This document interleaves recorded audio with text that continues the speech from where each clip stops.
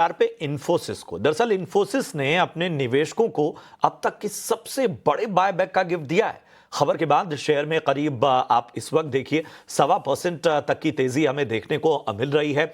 Buyback से जुड़ी हर एक डिटेल्स के साथ मेरे सहयोगी पुलकित बंडी जुड़े हुए हैं। पुलकित, जरा बताएं पूरा डिटेल इस खबर से जुड़ी हुई जिसकी वजह से इन्फोसिस में एक्शन दिख रहा है।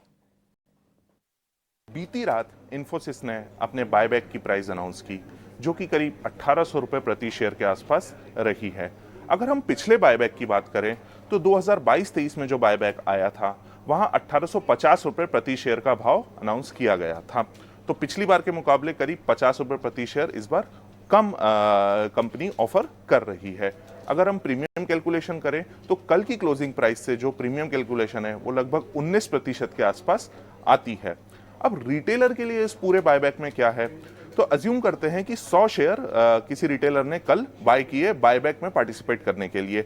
उसमें से जो मिनिमम एक्सेप्टेंस रेशो है वो लगभग 5.4% का है। तो इन 100 शेयरों में से 5 शेयर अगर पूरे के पूरे 100 शेयर अगर टेंडर करता है एक रिटेलर तो उसमें से 5 शेयर एक्सेप्ट होंगे। तो बचे हुए 95 शेयरों का जो ब्रेक इवन प्राइस आता है वो लगभग 1496 के आसपास आता है और उस हिसाब से अपने रिटेलर को एक प्रॉफिट या लॉस होने की उम्मीद है।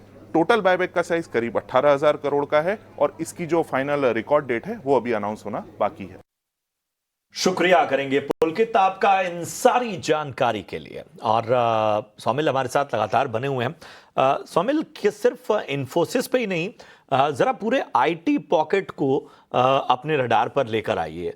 और इसलिए भी बड़ा मायने रखता है क्योंकि आईटी जो एक लीडरशिप लेने वाला सेक्टर रहा है खास तौर पे मार्केट में, उसके साथ थोड़ा नरम गरम माहौल चल रहा है। हम वजह जानते हैं कि ग्लोबली बहुत सी ऐसी चीज़ें हैं जो कहीं ना कहीं इस तरह के ग्लोबल फेसिंग सेक्टर को सबसे पहले जो है उस पर असर डालती हैं।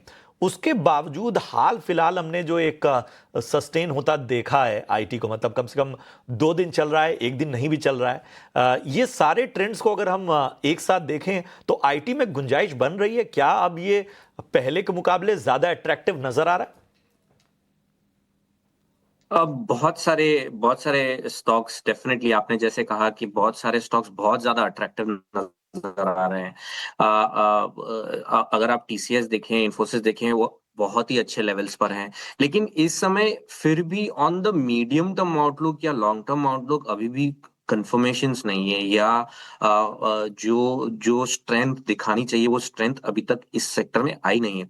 यस, डेफिनेटली बहुत अगर अगर मुझे कहा जाए कि एक स्टॉक पिक करना है लार्ज कैप्स में तो टीसीएस मुझे बहुत ही ज्यादा अट्रैक्टिव लगता है इस लेवल्स पे, बिकॉज जो गिरावट हमने देखी, टॉप बनाया अराउंड 4570 के आसपास का टॉप बनाया है और नीचे में 3000 के लेवल्स देखे हैं स्टॉक ने।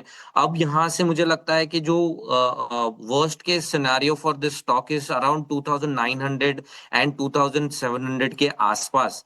तो अगर ये स्टॉक वहां तक जाता भी है इन द नेक्स्ट 1 साल में या 1.5 साल में, तो it will be a very attractive by at this time. अगर जिसकी नजरिया लंबे नजरिया है, थोड़ा बहुत डेफिनेटली टाइम वाइज करेक्ट होगा, अब यहाँ से थोड़ा बहुत प्राइस वाइज करेक्ट भी होगा, लेकिन यहाँ से अगर किसी को लॉन्ग टर्म लेना है तो these levels are very attractive. So